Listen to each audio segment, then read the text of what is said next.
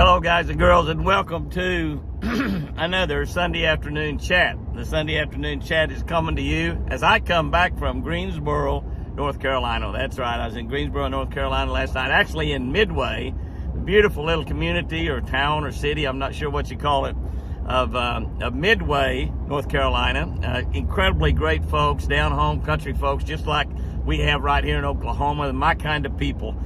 Conservatives, you know, we presented the colors, presented the American flag before I spoke. We sang the Star Spangled Banner. Just a lady sang a verse of the Star Spangled Banner by herself, and then asked everybody else to stand up and join, which everyone did. Hunters and fishermen and people that didn't hunt and fish but just love God, love Jesus, love to come to church and worship on a Saturday night. It's absolutely an amazing experience. We had decisions made for the Lord. People drew closer to God. People that weren't saved got saved, and just absolutely an incredible day. I right off the bat, they let me go through the line first. Can you imagine that? Absolutely first, went through the line, loaded up with barbecue, had some rabbit in some kind of an Italian dish, not ravioli, but some rabbit and some wild game of several different kinds, some deer and like I said, rabbit and several others. Incredibly great desserts. I get me a big plate full. The ladies just were so nice and so kind, and filled my plate up, and I went over to get my tea, and I set my plate down, and I noticed that it just barely had room to put it up there, but I carefully set it up there, and it was balanced perfectly. While I was filling my tea up, it exited all on its own. The devil must have done it. The devil must have done it. Exited all on its own, turned upside down, and fell right on the floor. And then so everyone else, I'm like first in line to get the tea, obviously. Everyone else come by there, and finally one of the great gentlemen there at the church, the guy that I visited with, him and his family for a while, he went and got the broom and a mop and cleaned up the mess that Jimmy made there, and I was so embarrassed I couldn't go back through the line again, and a great lady went and got me another plate, and I did get to eat. I had a fantastic dessert. When that was over, they had a complete room full of desserts. Now, that's a great church. That's a great church. And the people were fantastic. We just had a great evening. A sportsman's banquet available for men and women both. You know that a lot of these events we have around the country that I get an opportunity to go visit are men's events only. They're beast feasts or wild game dinners or fish fries or whatever, but they're men only. And a lot of times that's because the church fills completely up for these events, and they don't really have room for all the women. But I love the events where all the women and the kids are there too. You know, I mean, one thing you get around a church, you get a lot of hugs. You get hugs from the men, hugs from the women, and I like to hug. I like to shake hands and hug, and so it's great to have the women there. The women are a very, very big part of churches, and I love to have them. So we had an incredibly great event there at Faith Church in Midway, North Carolina, in the Greensboro area, and just an absolutely great time. If you're in that area and you're looking for some great people that you'd like to go to church with, or maybe it's been a while since you've been in church, and maybe you've drifted away from God just a little bit. Maybe Jesus is not as big a part of your life as he should be. Maybe God is not helping you the way that you think God should be helping you in your life, and the reason might be you've drifted away from him. You know, the Bible tells us, draw near to God, and he will draw near to you. Well, Jimmy, how in the world do I draw near to God? Well, one way is to go to church. That's one way to do it. Another way is simply to talk to him. And you can talk to God anywhere, any place, anytime. Out in the woods, sitting under a tree, trying to call a turkey, you can talk to God. You can talk to God in the boat. You can talk to God in your bed. You can talk to God at the dinner table, driving down the road in a car like so many of us do all by ourselves. It's a great time to talk to God. You talk to God, he will become a bigger part of your life. God wants to be a part of your life. He wants to help you. He wants to guide you. He wants to reward you. He wants to bless you.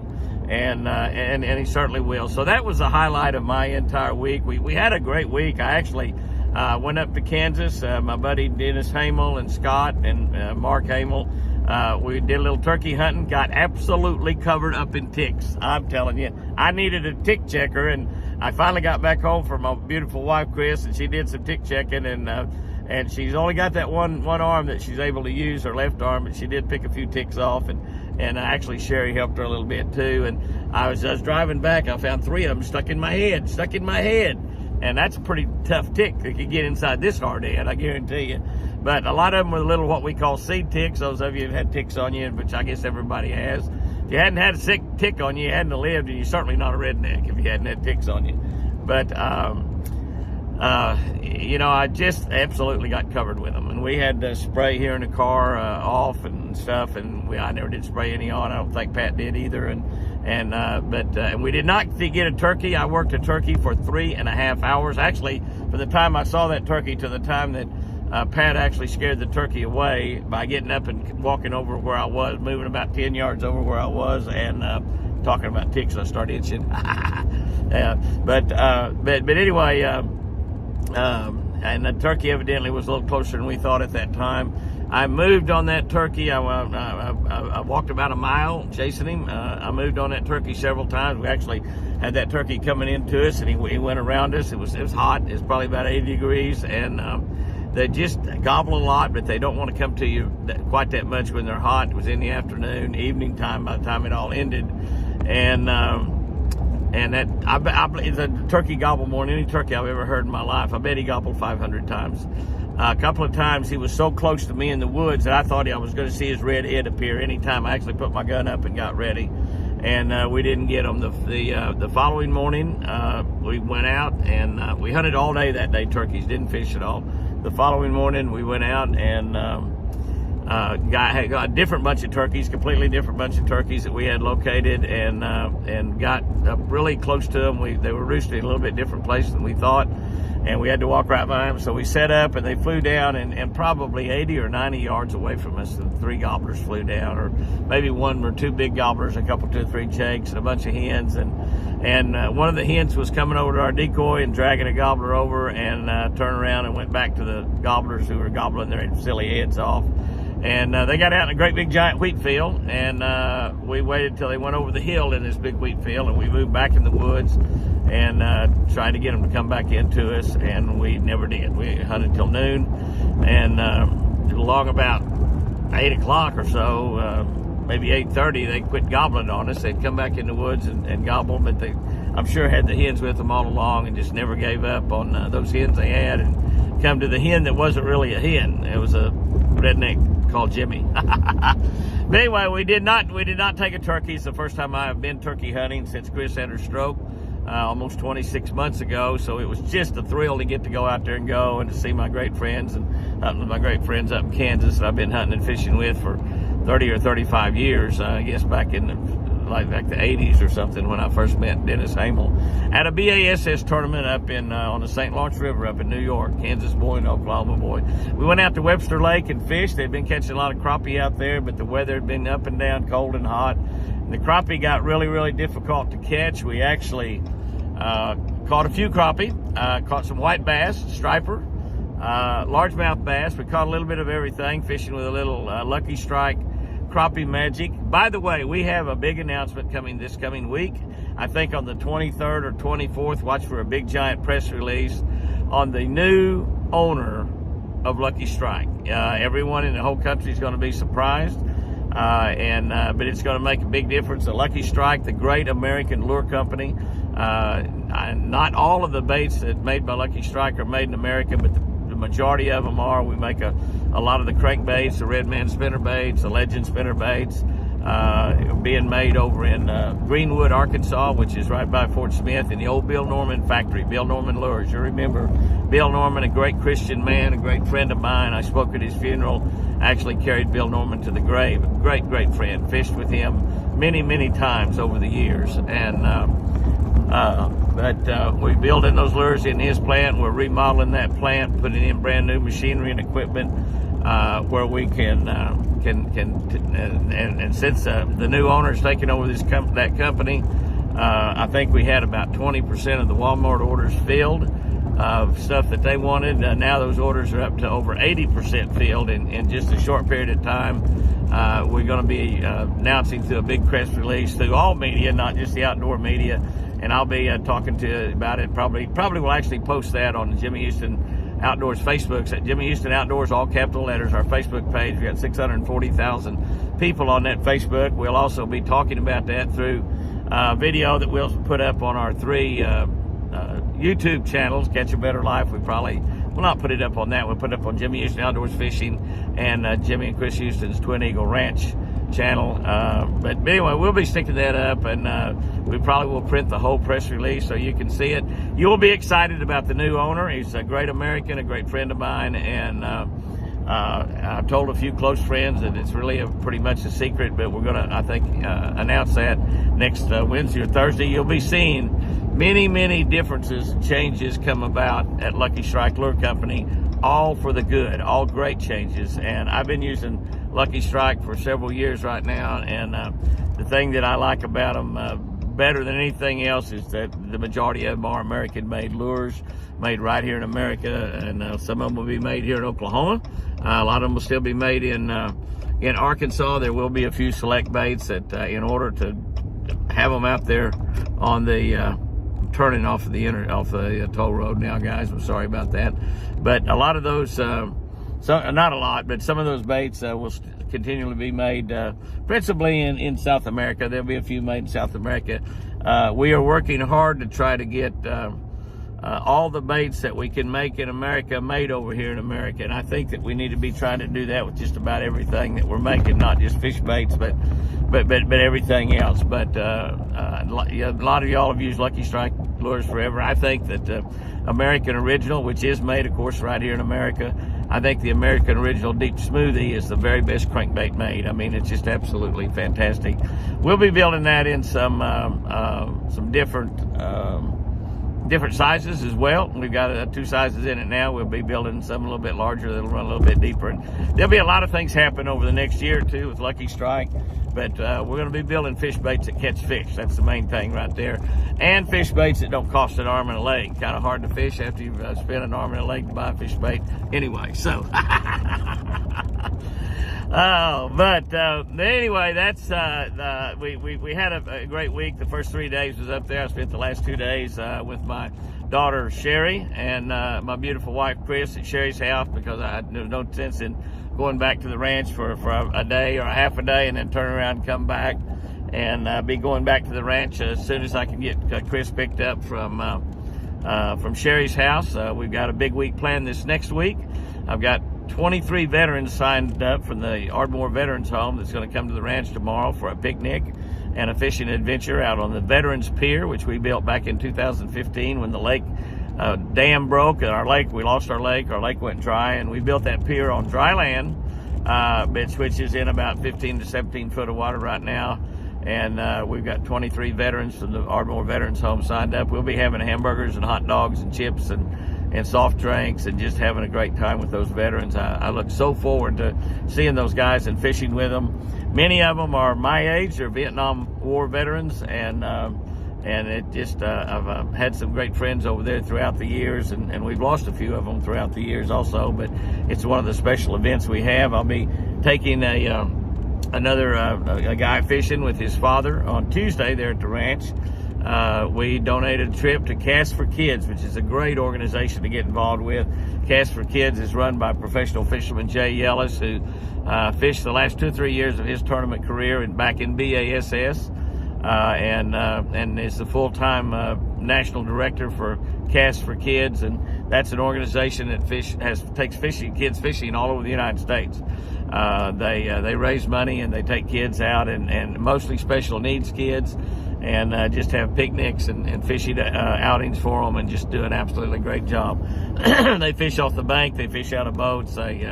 It's just really a special deal. And I've been working with Jay, who's a great friend, great Christian man, and great family man. I've been working with Jay for several years with them, and I usually donate a trip that they auction away for several $1,000s. That trip is coming up this coming Tuesday there at the ranch, so I'm looking forward to that. We've got a big week planned at the ranch. I mean, a big week.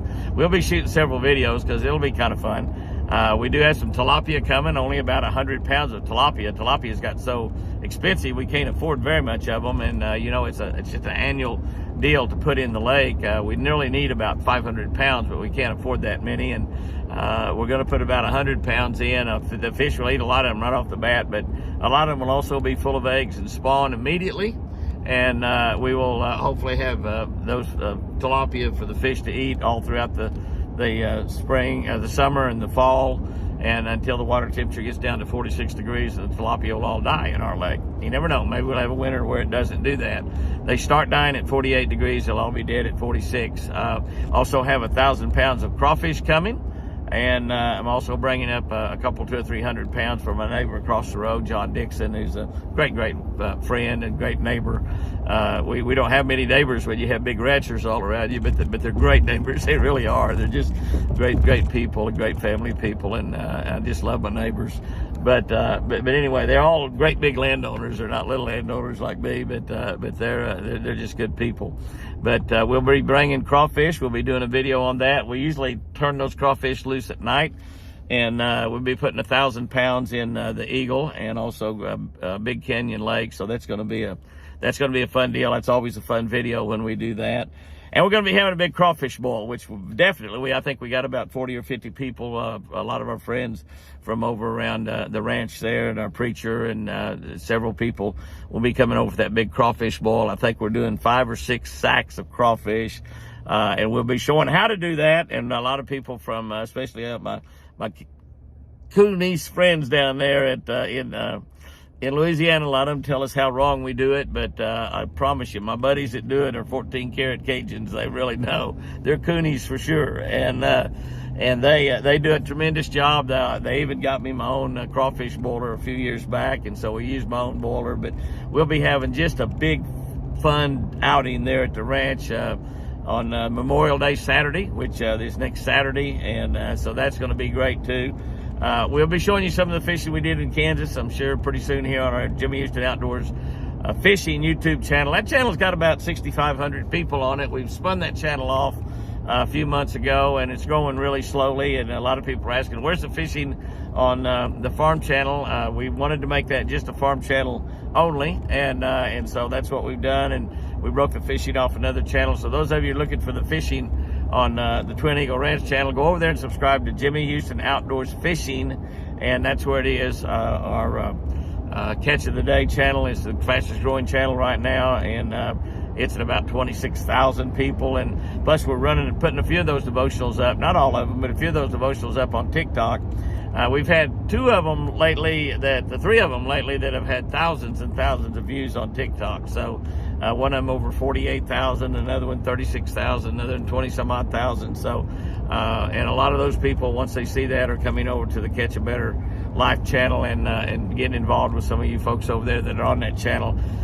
Just the greatest people in the world. I'd put that 26,000 people on the Catch a Better Life channel up against the world and take on just about any challenge, and believe that we can solve it, because those are people who love God, they pray, they worship, they praise God every single day, and we've seen all kinds of problems solved. We've had people get all kinds of diseases and been cured by God. We've lost a few people, but it's life, and it's Christians praying and for other Christians and getting involved in other Christians' lives. And we even have a few atheists on that channel, which we don't mind. We love those atheists as well, and proud to have them over there, and pleased that they're over there. We love them, and so.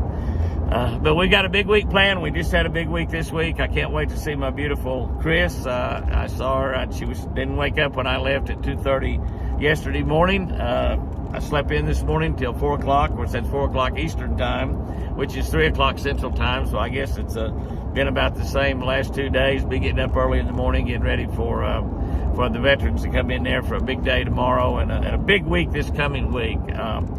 Just let all of you know out there that summer is just right around the corner. Spring, we're toward the tail end of it. Most of the fish in the south are post-spawn. They've pretty much all spawned. Bluegill are on the beds right now. Catfish are spawning right now. They're up around the rocks. You can take a bobber and a crawfish or a minnow or some catfish bait and go down rocky banks and pitch that bobber in there in some of that 2 and 3 foot of water and catch some really good channel cat right now. It's a great way to fish for channel cat. Catfishing is good all over. Crappie fishing, some are still on the banks. Most of them have moved down. Bass are suspended most places right now, out on the points, underneath boat docks, in the bushes, and lots of big fish still being caught. My buddy Larry Walker fishing with Josh Jones this week down there caught a 13-pounder, a 13.4 I think it was. He was with, I believe, Kyle Holland the day before and caught one that weighed over 10. So a lot of big fish are still being caught. And we're going to do a lot of filming in the month of June. We're a little bit behind on our filming this year. Again, have to take off and take Chris to the over to Sherry's usually to find some time to do the television shows. But we've got we got quite a few in the can, but we got a whole lot more to shoot. So we'll still be on ESPN through the end of June.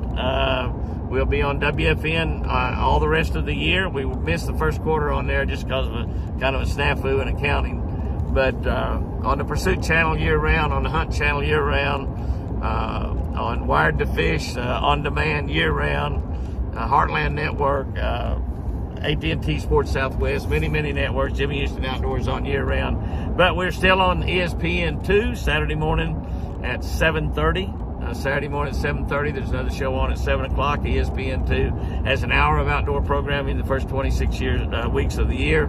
So proud to have that back on. So jump on there and catch those. If you hadn't caught them, you can always watch all the shows on. We'll rerun the shows. We do 26 shows, then rerun them, and on all the other networks that rerun year round. So guys and girls, have you a great week out there. Have fun. Make every day a beautiful day. You know, you make the day doesn't make you. Regardless of what type of problems and situations you're in, God is working 24/7 behind the back to work all things out for your good. And even though things might not be perfect right now, and if they are perfect, probably something bad's getting ready to happen, but that's okay, because when it happens, God's going to work that out for you too. But have a great week out there. Have fun. If you get a chance to go fishing, whack them.